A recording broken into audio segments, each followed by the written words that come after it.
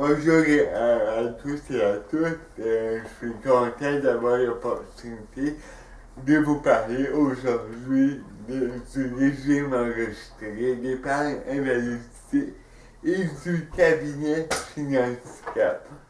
Je suis Guillaume Parent, je suis représentant en épargne collective auprès du service en placement PIC et président fondateur de Financecap.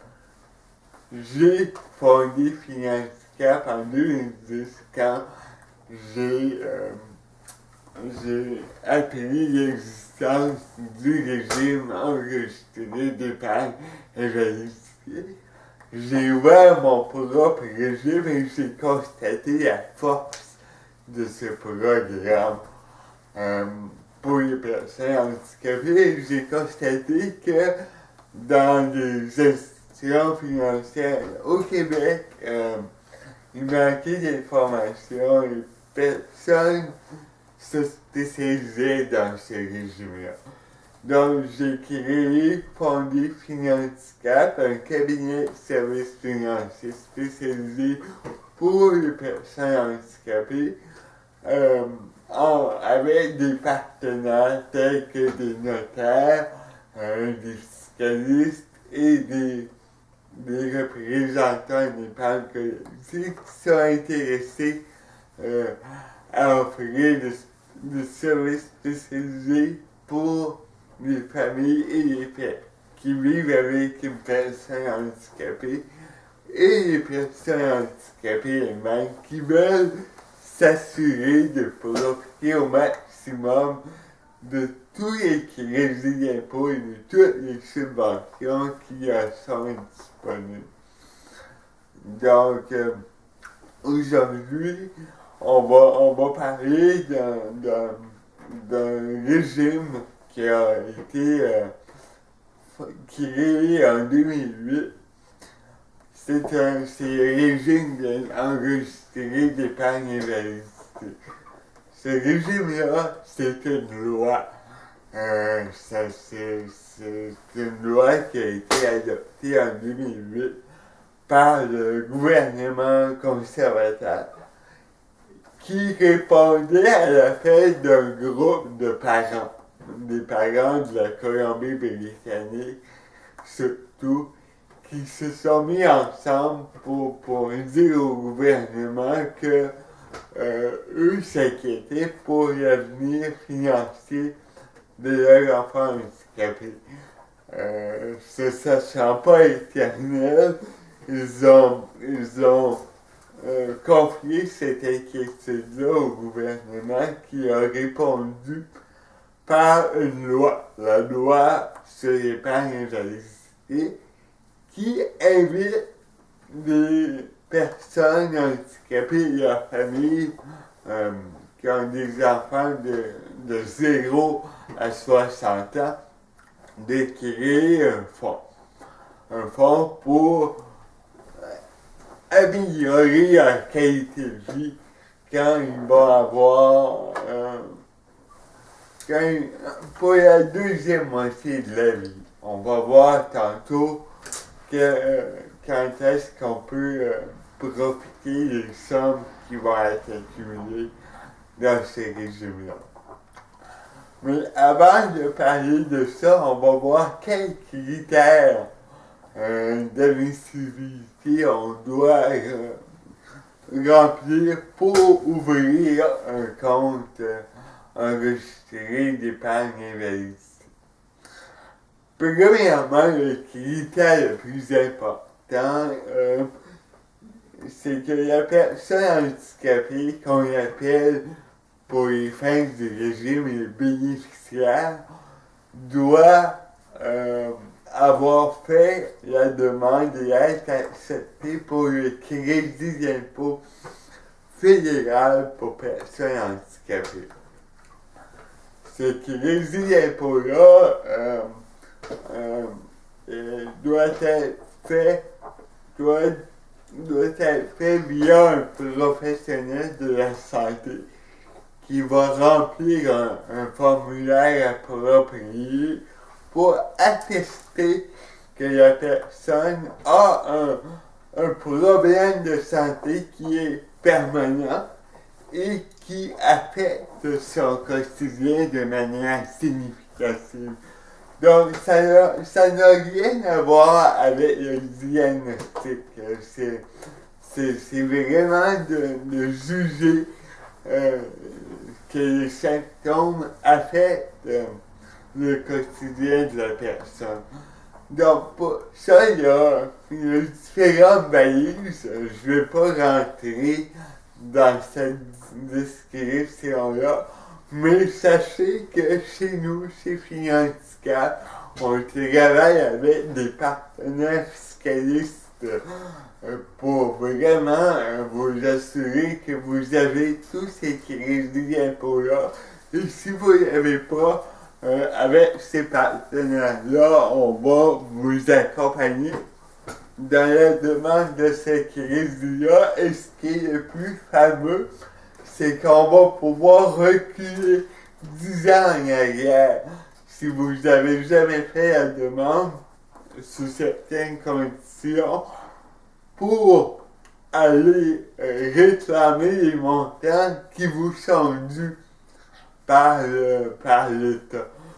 Qui vous sont dus, dans le fond, pourquoi? Pour compenser pour le handicap. Donc, c'est très facile. Avec une entrevue téléphonique de 5 minutes, on peut vous guider là-dedans, mais on vous accompagne clé en main. On fait tout ce qu'il faut pour faire la demande, puis pour réclamer des crédits. Et si on va réclamer un crédit, le fiscaliste prend une commission. Et si on n'est pas capable de vous réclamer le montant, vous payez rien. Donc, c'est vraiment avantageux pour vous que vous allez avoir le carnet. Donc, je reviens au REI. Le crédit d'impôt fédéral pour personnes handicapées, c'est vraiment le premier critère. Les deux autres critères sont faciles à comprendre. Il faut être résident permanent ou citoyen canadien. Et il faut être âgé de moins de 49 ans, de 0 à 49 ans, pour avoir droit à des subventions pour le régime enrichi, l'épargne invalidité. Mais on peut, même si on a en bas de 60 ans, on peut ouvrir un REI. De 50 à 60 ans, il n'y aura pas de subvention, mais il y a d'autres avantages à ouvrir un REI. Notamment, le plus gros, selon moi, c'est de pouvoir hériter. Donc, on dédier un héritage à un enfant handicapé en bas de 60 ans sans couper son aide sociale. Donc, ça, c'est majeur. Les REI, ce qu'on doit comprendre, c'est que c'est un programme qui n'affecte pas les prestations de dernier recours, comme l'aide sociale ou le supplément de revenus de la vieillesse, dans la très, très grande majorité des cas. En plus, si je me permets une parenthèse sur l'héritage, on peut faire hériter via le REI en sauvant des impôts. Donc pour ça, je vous invite à communiquer avec Finanhandicap. Dès qu'on a établi que vous étiez admissible au régime, au REI, un de nos représentants qui collabore avec nous va vous rencontrer pour ouvrir un compte de placement. Le REI, c'est un compte de placement qu'on ouvre auprès d'une banque qui l'offre. Nos représentants font affaire avec quelques-unes d'entre elles et sont payés à la commission. Pareil. Donc, le régime, cette banque participante-là, dès que le compte est ouvert, va l'enregistrer d'elle-même auprès de Revenu Canada pour qu'il ait ce compte, les caractéristiques de RII. Donc, dès qu'il est enregistré, ce compte-là donne droit à 2 subventions qui vont entrer automatiquement en compte. Une de ces subventions-là, la subvention canadienne pour l'épargne invalidité, elle bonifie ce que vous déposez dans le compte à chaque mois, à chaque année, quand ça vous tente. Donc, et la deuxième, le Bon canadien pour l'épargne invalidité, c'est une subvention qui est là pour favoriser l'épargne pour les familles et les personnes handicapées qui ont un faible revenu. En 2013, c'est des familles qui ont moins de 45 000 $ de revenus qui vont avoir accès à une subvention automatique qui ne dépend pas des cotisations que vous faites. Donc, le simple fait d'ouvrir le compte, ça vous donne des subventions pour les familles à faible revenu. Donc, tout ça, toutes ces subventions-là, combinées aux cotisations que vous faites, ben, ça fait des intérêts. Des intérêts qui dépendent des placements que vous et un de nos représentants choisissent et qui va au fil des années s'accumuler dans le compte à l'abri de l'impôt et au retrait, dépendamment du choix des placements, ça va fort probablement constituer la majeure partie de l'argent au compte. Donc, si on parle de la première subvention, celle qui bonifie vos cotisations, elle dépend de 2 choses. De ce que vous déposez au compte et de ce que vous gagnez comme revenu. Quand on parle de votre revenu, on regarde combien la famille a fait. Donc, si la personne handicapée a 18 ans et moins, c'est le revenu des 2 parents qui compte. Et si la famille, si l'enfant a 19 ans et plus, le revenu des parents ne compte plus. C'est seulement le revenu de la personne handicapée et celui de son conjoint qui compte. Et quand on regarde le tableau suivant, on voit qu'il y a 2 niveaux de subvention. Le premier niveau, pour les personnes qui ont moins de 85 000 $ environ, la subvention va être bonifiée de la façon suivante. Donc, le gouvernement va tripler les premiers 500 $ investis par la famille dans l'année et il va doubler le 1 000 $ suivant. Donc, ça, il va faire ça à chaque année, tant et aussi longtemps que il n'aura pas versé 70 000 $ par cette subvention-là, ou tant et aussi longtemps que la personne handicapée n'aura pas eu 50 ans. Donc, voilà.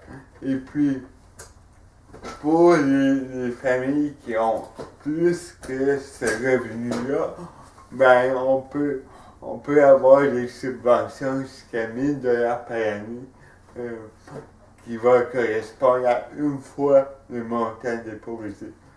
Donc, c'est c'est majeur comme subvention. Il n'y a pas de comparable en termes d'investissement sur le marché.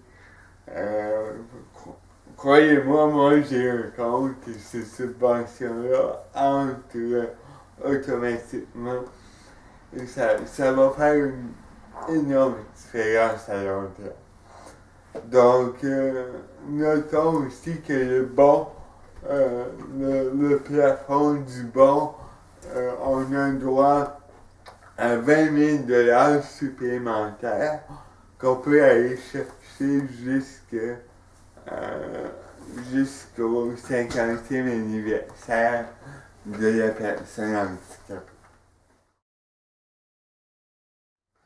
Quand et comment retirer? À date, on a vu la période où on accumulait des montants dans le compte à l'abri de l'impôt, à l'abri des coupures d'aide sociale aussi. Maintenant, on va parler de comment on peut et quand on peut retirer ces montants. Je vous rappelle que l'intention du gouvernement, c'est de procurer un avenir financier long terme aux personnes handicapées. Donc, le gouvernement encourage que les sommes de l'EDI restent là assez longtemps pour qu'une bonne somme d'intérêt soit générée. C'est pour ça qu'il met un embargo, si vous voulez, sur les subventions. C'est la règle de 10 ans. La règle de 10 ans, elle est très facile à comprendre. Elle dit au fond que tant et aussi longtemps qu'une subvention et qu'un bon n'a pas été au moins 10 ans de l'école UDI, elle appartient au gouvernement. Donc, en cas de retrait, on doit la rembourser au gouvernement. Donc, prenons l'exemple suivant. Moi, j'ouvre mon RIE à 18 ans. Pour atteindre les subventions, je vais devoir cotiser un certain nombre d'années. Si je cotise à chaque année le maximum pour optimiser les subventions, ça va me prendre environ 20 ans. Ben, ça va me prendre 20 ans pour atteindre les plafonds des subventions. Donc, de 18 à 37 ans, je vais investir, le gouvernement va investir et je vais atteindre mes plafonds. Donc, à 38 ans, je peux continuer à cotiser dans mon RIE, mais il n'y aura pas de subvention supplémentaire. Donc, c'est là que commence la fameuse période de 10 ans. C'est à la dernière subvention. Donc, de 38 à 47, l'intérêt s'accumule. Je peux retirer, mais je vais avoir des pénalités pour le faire. Des pénalités équivalentes aux subventions et aux bons qui n'ont pas été 10 ans au compte à la date du retrait. Donc, il faut voir ainsi. Maintenant, en 2013, le gouvernement a modifié la loi pour permettre des retraits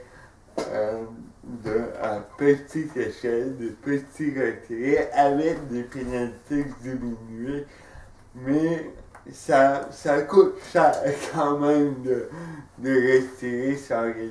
Donc, moi, je recommande à mes clients qui ont besoin d'argent de trouver d'autres moyens de retirer.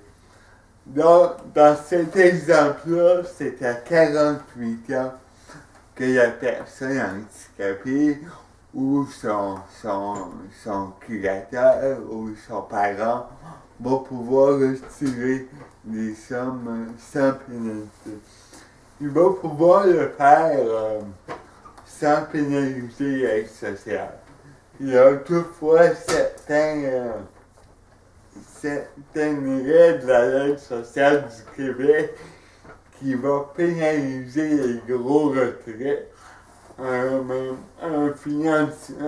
représentant de Finansca pourrait vous en parler davantage, mais dites-vous que avant 60 ans, il n'y a pas d'obligation de retirer des sommes.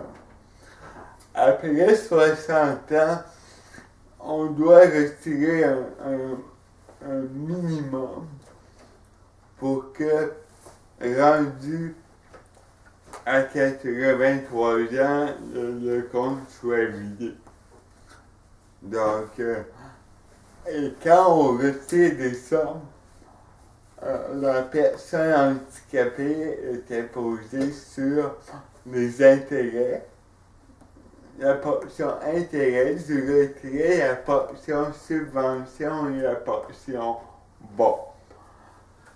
Mais si les retraits sont faits avec parcimonie, donc si on ne fait pas des gros retraits d'un coup,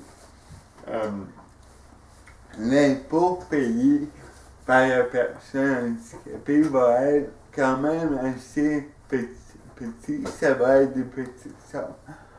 Mais avant un retrait, je vous conseille de vérifier les impacts avec un représentant qui collabore avec Finansca. Le but de ce petit vidéo était de vous montrer la base de ce fonctionnement.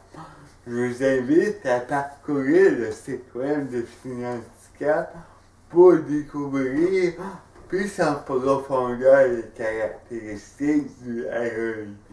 Je vous invite aussi à faire appel à nous si vous voulez ouvrir un compte ou transférer votre compte existant par le biais d'un de nos représentants d'épargne collective qui collaborent avec Finansca.